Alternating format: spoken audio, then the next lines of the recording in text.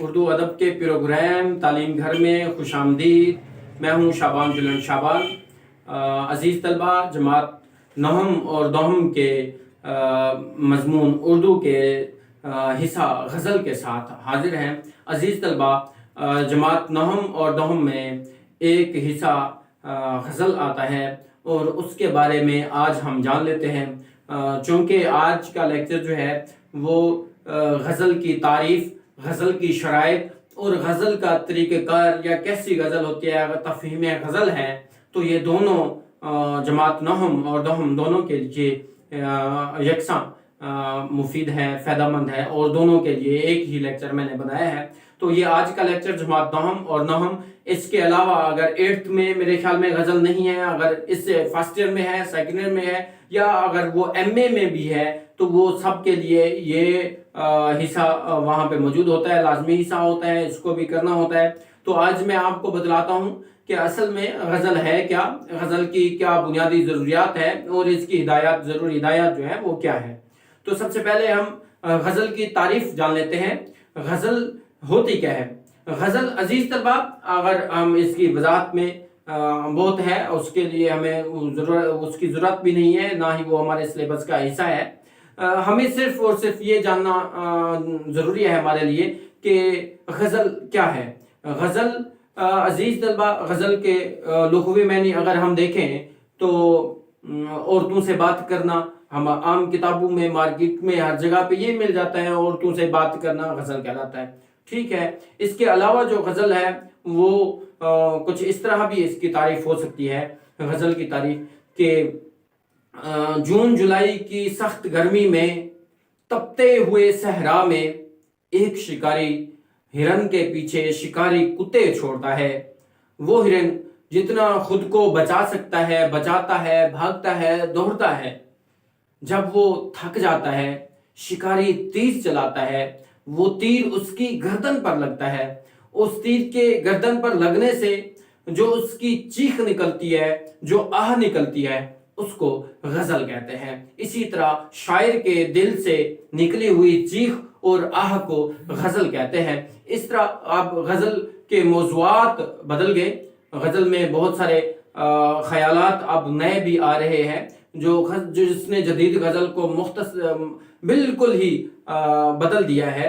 غزل میں ہر طرح کے اب موضوعات شامل کیے جا سکتے ہیں۔ اسی طرح اب ہم غزل کی شرائط کیا ہیں، شعر کیا ہوتا ہے، غزل کی شرائط کیا ہے، اب اس بارے میں بھی ہم جان لیتے ہیں۔ عزیز طلبہ، دیکھیں، ہمیشہ کی طرح الگ انداز، نئے طریقے سے میں آپ کو آسان طریقے سے سمجھاتا ہوں۔ غزل کیا ہے، غزل کی شرائط کیا ہے، ہم نے غزل کیا ہے یہ ہم نے جان لیا۔ اب غزل کی شرائط کیا ہے یہ ہم جان لیتے ہیں کہ غزل کی 5 جو ہے وہ شرائط ہیں، 5 ضروری باتیں ہیں۔ ان کا اگر یہ ہیں تو غزل ہے، اور ان میں سے 2 ایسی ہیں جو تو لازمی ہیں، اگر ان میں سے ایک بھی نہیں ہے تو غزل نہیں ہو سکتی، شعر نہیں ہو سکتا۔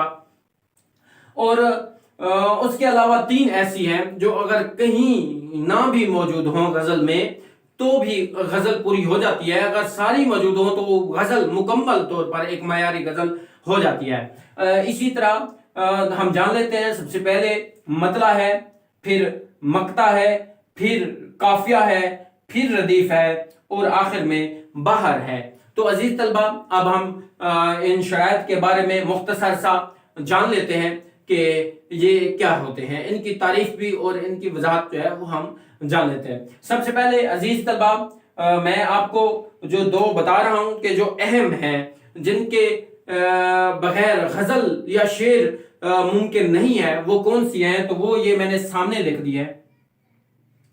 اگر اس طرح میں بتا دوں کہ یہ جو 2 ہیں یہ اگر موجود نہیں ہے غزل میں تو غزل یا شعر ممکن نہیں ہے۔ بہر سب سے بنیادی اور اہم جو ہے وہ شرط بہر ہی ہے، اس کے بغیر جو ہے وہ غزل نہیں ہو سکتی، اور نہ ہی قافیہ کے بغیر غزل ممکن ہے۔ تو اب ہم عزیز طلبہ، باقی اگر کہیں کسی غزل میں مطلع موجود نہیں ہے تو بھی غزل ہو جائے گی، اگر مقطع نہیں ہے تو بھی غزل ہو جائے گی. اور اسی طرح اگر ردیف موجود نہیں ہے تو غیر مردف غزل ہو جائے گی. اس میں مردف اور غیر مردف، ردیف والی غزل کو ہم مردف کہتے ہیں اور جس میں ردیف نہ ہو اسے ہم غیر مردف کہتے ہیں. تو یہ ممکن ہے اگر ان تینوں میں سے اگر کوئی بھی شرط یا کوئی بھی حصہ جو ہے اس سٹار کا، کوئی بھی یہ تین کونوں نہ بھی ہوں تو سٹار غزل ممکن ہے. اگر اسی طرح ان دونوں میں سے ایک بھی موجود نہیں ہے تو غزل کبھی بھی مکمل نہیں ہو سکتی. تو عزیز طلبہ اب ہم ان کے بارے میں جان لیتے ہیں کہ مطلع کیا ہے. تو عزیز طلبہ مطلع کے لغوی معنی طلوع ہونے کے ہیں، آغاز کے ہیں، ابتدا کے ہیں. مطلع کے لغوی معنی طلوع ہونے کے ہیں، آغاز کے ہیں، ابتدا کے ہیں. اسی طرح شعری اصطلاح میں غزل یا نظم کا وہ پہلا شعر جو ہم ردیف اور ہم قافیہ ہو مطلع کہلاتا ہے. عزیز طلبہ اس میں دو شرطیں ہیں. اس کے لغوی معنی تو ہو گئے ابتدا کے، آغاز کے. اب اس میں جو دو شرطیں ہیں وہ یہ ہیں کہ ایک پہلی شرط یہ ہے کہ یہ پہلا شعر ہو، دوسری شرط یہ ہے کہ یہ ہم قافیہ اور ہم ردیف بھی ہو، تبھی یہ مطلع کہلاتا ہے. میں آپ کو ابھی ایک غزل کا جو ہے وہ مطلع پڑھ کے بتاتا ہوں کہ کس طرح، اور اس میں ہم وضاحت بھی اس کی دیکھ لیتے ہیں کہ کس طرح یہ مطلع ہے، کیا اس میں شرطیں پوری ہو رہی ہے یا نہیں. ہمارے سلیبس کی جو پہلی غزل ہے ہم یہ جان لیتے ہیں. مطلع میں پڑھتا ہوں کہ ہستی اپنی حباب کی سی ہے، ہستی اپنی حباب کی سی ہے، یہ نمائش سراب کی سی ہے. اب عزیز طلبہ اس میں دیکھیں کہ ایک تو یہ پہلا شعر ہے، شرط مکمل ہے. اب یہ ہم ردیف اور ہم قافیہ ہو، دوسری یہ شرط ہے. تو حباب اور سراب یہ دو یعنی یہ ہم قافیہ ہو گئے، اور کیسی ہے اور کیسی ہے یہ دونوں ردیف ہیں. تو اس طرح یہ اس میں دونوں شرطیں موجود ہیں، قافیہ بھی موجود ہے اور ردیف بھی موجود. اور اس کے علاوہ جو اس کی پہلی شرط ہے وہ یہ ہے کہ غزل کا پہلا شعر ہو، تو یہ پہلا شعر بھی ہے. اسی طرح اس کی دونوں شرائط جو ہے وہ اس میں موجود ہیں. باقی ہم یہ اس کی وضاحت آگے پڑھ لیتے ہیں. اس کے بعد عزیز طلبہ ہے ہمارا جو دوسری شرط ہے، دوسرا حصہ ہے وہ ہے مقطع. مقطع کے لغوی معنی قطع کرنے کے، ٹکڑے کرنے کے، کاٹنے کے، الگ الگ کرنے کے. یہ سارے اس کے معنی ہیں، یعنی قطع کرنا، ٹکڑے کرنا، الگ الگ کرنا یا کاٹنا، یہ سارے کے سارے اس کے معنی ہیں. اسی طرح اگر ہم شعری اصطلاح میں دیکھیں تو مقطع غزل یا نظم کا وہ آخری شعر جس میں شاعر اپنا تخلص بیان کرتا ہے وہ مقطع کہلاتا ہے. اسی طرح آپ دیکھیں میں آپ کو ابھی بتا دیتا ہوں کہ جس طرح یہ مطلع تھا اس کے لیے بھی دو شرطیں تھیں اور مقطع کے لیے بھی دو شرطیں ہیں. مطلع تھا کہ وہ غزل کا یا نظم کا پہلا شعر ہونا چاہیے. اسی طرح اس کی شرط ہے کہ غزل یا نظم کا وہ آخری شعر ہونا چاہیے. اور دوسری اس میں شرط تھی کہ وہ ہم قافیہ ہو اور ہم ردیف ہو. اور اس میں یہ شرط ہے کہ یہ ہم قافیہ اور ہم ردیف تو ہو اس میں شاعر اپنا تخلص بھی بیان کرے. تو عزیز طلبہ یہ علامت تخلص ہے. اگر کہیں بھی آخری شعر میں یہ علامت استعمال کی گئی ہے تو اس کا مطلب اس میں تخلص استعمال کیا گیا ہے. اس کا مطلب وہ اب مقطع ہوگا. میں شعر پڑھتا ہوں، دیکھیں. میر ان نیم باز آنکھوں میں، میر ان نیم باز آنکھوں میں ساری مستی شراب کی سی ہے. تو اب یہ میر کے اوپر علامت تخلص کا استعمال کی گئی ہے. میر تک میر، اور یہ میر کا تخلص ہے، تخلص بھی ہے، آخری شعر بھی ہے، دونوں شرطیں پوری ہو رہی ہے تو اسے ہم مقطع کہیں گے، کہہ سکتے ہیں. تو عزیز طلبہ اس کے بعد ہے قافیہ. تیسرا جو ہمارا حصہ ہے یا تیسری شرط جو ہے وہ ہے قافیہ. اب قافیہ کے لغوی معنی گھوڑ سوار کے ہے، گھوڑ سوار کے ہیں. ہارس رائڈر اگر ہم آسان کریں تو بائک رائڈر، بائک چلانے والا، گھوڑا چلانے والا. اسی طرح قافیہ جو ہے یہ غزل کو چلانے والا. غزل کا ڈرائیور ہے، غزل چلانے والا ہے۔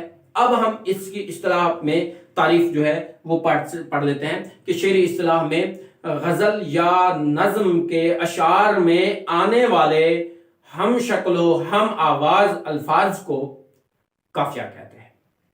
عزیز طلبہ، میں مثال سے آپ کو سمجھاتا ہوں۔ دیکھیں اس کے لغوی معنی جس طرح ہے ہارس رائڈر، گھوڑ سوار، بائک رائڈر، ہم تھوڑا سا آسانی کے لیے بائک رائڈر کہہ لیتے ہیں یہ سمجھنے کے لیے کہ بائک چلانے والا۔ اب عزیز طلبہ، بائک چلانے والا کوئی نہ کوئی حرکت کر رہا ہوتا ہے۔ کیسے؟ وہ بائک چلاتے ہوئے کبھی کلچ دباتا ہے، کبھی وہ بریک لگاتا ہے، کبھی گیئر کم کرتا ہے، زیادہ کرتا ہے، ریس کم کرتا ہے، زیادہ کرتا ہے، کہیں ہارن بجاتا ہے، کوئی نہ کوئی اس میں حرکت کر رہا ہوتا ہے وہ جو اب دیکھیں اگر وہ کلچ پریس کرتا ہے، کلچ دباتا ہے تو اس کی کوئی اور حرکت ہوگی، اس کی شکل تھوڑی سی بدلے گی۔ اگر وہ اب بریک لگاتا ہے تو اس کی شکل اب اور بدلے گی۔ اگر وہ ہارن بجاتا ہے تو اور ہے، اسی طرح گیئر لگاتا ہے، کم کرتا ہے تو اس کی حرکت کی وجہ سے شکل بھی تھوڑی سی بدلے گی۔ اسی طرح عزیز طلبہ، اگر ہم غزل میں دیکھیں تو قافیہ بھی اسی حرکت کے ساتھ آ رہا ہوتا ہے۔ اب دیکھیں وہ حرکت تو کر رہا ہوتا ہے لیکن اس کی شکل بھی مل رہی ہوتی ہے اور وہ وہی کا وہی ہوتا ہے۔ اسی طرح عزیز طلبہ ہم قافیہ کے بارے میں بھی جان لیتے ہیں۔ جس طرح میں شعر پڑھتا ہوں اور اس میں ہم دیکھتے ہیں کہ ہستی اپنی حباب کی سی ہے، یہ نمائش سراب کی سی ہے، نازکی اس کے لب کی کیا کہیے، پنکھڑی ایک گلاب کی سی ہے۔ اور اس میں دیکھیں کہ حباب، سراب، گلاب۔ اب عزیز طلبہ اس میں دیکھیں حباب، میں ابھی آپ کو لکھ کے دکھاتا ہوں۔ حباب،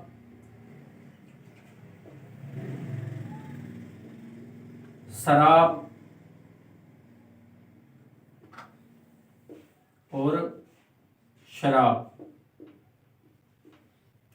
اب عزیز طلبہ ان میں دیکھیں، اگر میں یہ سمجھانے کے لیے کہ یہ کلچ پریس کر رہا ہے، یہ ریس کم کر رہا ہے، زیادہ کر رہا ہے، یہ بریک لگا رہا ہے اور یہ جو ہے گیئر کم کر رہا ہے، زیادہ کر رہا ہے، یہ یعنی ان میں حرکت دیکھیں، باب، آب، باب، اب، راب، دیکھیں باب، راب، راب۔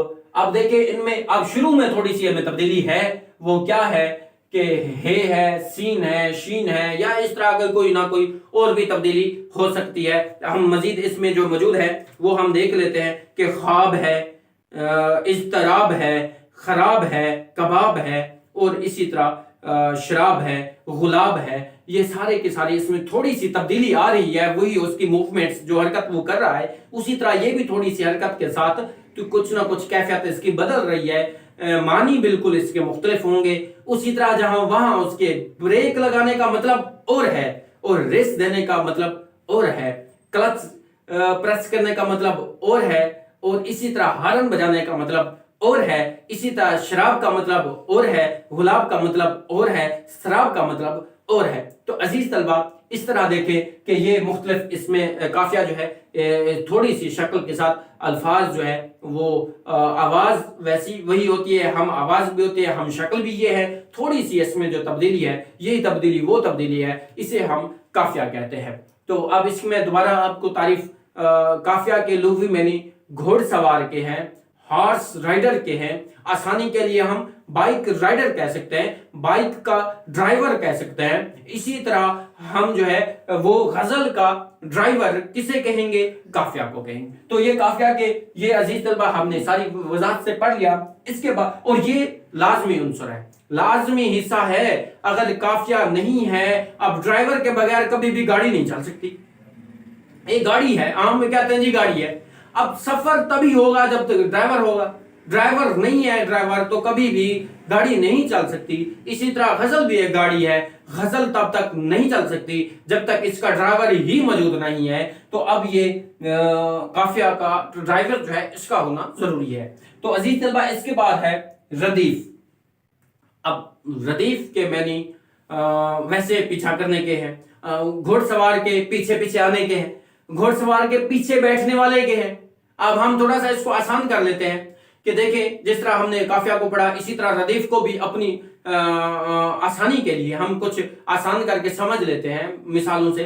देखें अजीज तलबा कि एक बाइक चला रहा है, अब जो चलाने वाला था वो तो ये था, अब उसके बगैर गाड़ी नहीं चल सकती थी।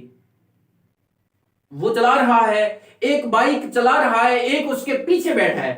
अब पीछे बैठने वाला कोई हरकत नहीं करता, उसमें कोई मूवमेंट्स नहीं होती, वो ना तो क्लच प्रेस करना होता है उसे, ना हॉर्न बजाना होता है, ना उसे लाइट जलानी होती है, बंद करनी होती है, ना रेस कम ज्यादा करना है, ना गियर लगाना है, ना ब्रेक, कोई काम नहीं करना उसे। वो स्टिल बैठा हुआ है, खामोशी से वैसे का वैसा बैठा हुआ है। और इसी तरह अगर हम इस्तिलाह में देख लें अजीज तलबा, गजल या नज्म के अशार में काफिया के बाद बार बार दोहराए जाने वाले लफ्जों का मजमुआ रदीफ कहलाता है। अब देखें कि इसमें ये जो इसके हमेशा ये बाद होता है, ड्राइवर से पीछे जो बैठा हुआ है चलाने वाला, आगे ड्राइवर के वो हमेशा बाद में आएगा।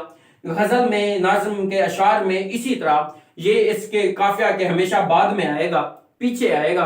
तो आप देख लें कि ये जो है खामोश वैसे का वैसा बैठा रहेगा, इसमें कोई हरकत नहीं आती। मैं अशार पढ़ के आपको अभी बताता हूं कि देखें, हस्ती अपनी हबाब की सी है, ये नुमाइश शराब की सी है, नाजुकी उसके लब की क्या कहिए, पंखड़ी एक गुलाब की सी है। अब अजीज तलबा, ये की सी है, की सी है, की सी है, ये बार बार एक ही जैसा, एक ही शक्ल में लफ्जों का ये अल्फाज का मजमुआ जो है ये बार बार एक ही शक्ल में आ रहा है, स्टिल वैसे का वैसा।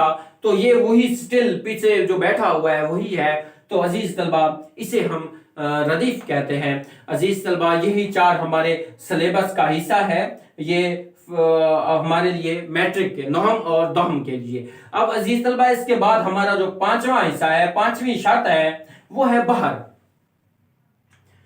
ये आप जब आपको ये चार मालूम है तो आप एक स्टार का अगर एक हिस्सा नहीं है तो वो नामुकम्मल होता है, इसलिए आपको मुकम्मल ही जानने की, या स्टार मुकम्मल है तो अच्छा लगता है। इसी तरह अगर आपको गजल का एक हिस्सा मालूम नहीं है, एक शर्त मालूम नहीं है, तो सिलेबस में बेशक ये हमारे में शामिल नहीं है, लेकिन ये नामुकम्मल सा हो जाएगा। आप भी इसको भी जान लेते हैं हम, ताकि आपको गजल की शराइत और गजल किस तरह मुकम्मल होती है ये हमें जरूर जान लेना चाहिए, क्योंकि ये लाजमी जुज़्व है। इसके बगैर गजल मुमकिन ही नहीं है कि वो गजल हो, गजल हो ही नहीं सकती अगर ये जुज़्व नहीं है। ये बहुत लाजमी है हमारे सिलेबस में, अगर से ये शामिल नहीं है, लेकिन गजल की तफहीम के लिए इसका जानना अज हद जरूरी है। तो अजीज तलबा, हम इसके बारे में जान लेते हैं, बहर क्या है। अजीज तलबा, बहर उस सुर, वजन, रवानी या राग को कहते हैं जिस पर गजल कही जाती है, शेर कहा जाता है, शेर बांधा जाता है। अब जिस सुर, जिस वजन पर, जिस रवानी पर या जिस राग पर गजल या नज्म बांधे जाते हैं, अशार बांधे जाते हैं, वो बहर कहलाती है। अब देखें कि ये है क्या, असल में यही वो फर्क है, बुनियादी फर्क जो हिस्सा नस्र और हिस्सा नज्म को अलग अलग करता है। हमें ये मालूम होता है कि ये शेर है, ये शेर नहीं है। अब इसकी जो पहचान होती है वो इसी बहर से होती है। अगर किसी ऐसे तहरीर जिसमें बहर मौजूद है तो वो शेर है, और वो शेर है तो ये बहर उसमें मौजूद है। अगर बहर मौजूद नहीं है तो वो कतन उसे हम शेर नहीं कह सकते, वो शेर नहीं होगा, वो नस्र हो सकता है, वो कोई भी कुछ भी कोई भी उसको हम सिर्फ बाकी असनाफ किसी का भी हम उसको नाम दे सकते हैं, लेकिन वो कभी भी शेर नहीं होगा जब तक उसमें बहर मौजूद नहीं है। तो अब बहर है क्या, हम इसके बारे में मुख्तसर सा हम जान लेते हैं। इस वक्त अगर हम देख लें तो 24 मानूस बहूर थी हमारे पास, लेकिन कुछ नए तजुर्बात के बाद अब मेरे ख्याल में 32 से 40 के करीब हमारे पास उर्दू अदब में या जिस तमाम अदब में जहाँ जहाँ शेर कहा जा रहा है, मेरे ख्याल में जो मानूस हैं وہ 40 کے قریب بہور موجود ہیں، جن میں سے میں آپ کو سمجھا دیتا ہوں آپ کی صرف کیونکہ ہمارے سلیبس کا حصہ نہیں ہے جتنا ہے، ہمیں صرف علم ہونا چاہیے، تو میں چند ایک معروف جو ہیں ان میں سے آپ کو بتا دیتا ہوں کہ بہر میں عزیز طلبہ سب سے جو مانوس اور عام ہے وہ ہے فاعلن، فاعلن، فاعلن، دو، یہ دو ہے، یہ ایک ہے، یہ دو ہے، اس طرح یہ جمع کریں تو یہ 5 بن جاتے ہیں، 5 رکن۔ اب کوئی ایسا لفظ ہم دیکھیں گے جس کے 5 رکن ہوں، کوئی بھی وہ ہو سکتا ہے، جیسے زندگی، زندگی، زندگی، زندگی، فاعلن، فاعلن، زندگی، زندگی، فاعلن، روشنی، روشنی، رو، دیکھیں اب اس کو ہم شین اور نی، روشنی، 2 1 2 2 1 2، روشنی، فاعلن، فاعلن۔ تو عزیز طلبہ یہ بہر ہے، اسی طرح اور بھی بہت ساری، یعنی ہم مانوس تقریباً 40 ہیں، یہ تمام بہور جو ہے یہ جب تک کسی نہ کسی کلام میں موجود ہیں، کسی تحریر میں موجود ہیں تو وہ شعر ہوگا، اگر یہ کہیں موجود نہیں ہے تو عزیز طلبہ وہ کبھی بھی شعر نہیں ہوگا، نثر ہوگی۔ وہ نثر میں کوئی بھی صنف ہو سکتی ہے، افسانہ ہو سکتا ہے، وہ ڈرامہ ہو سکتا ہے، وہ ناول ہو سکتا ہے، وہ داستان ہے، کہانی ہے، مضمون ہے، درخواست ہے، مکالمہ ہے، خط ہے، کچھ بھی ہے، لیکن وہ شعر نہیں ہوگا۔ شعر کے لیے عزیز طلبہ اس کا ہونا ضروری ہے۔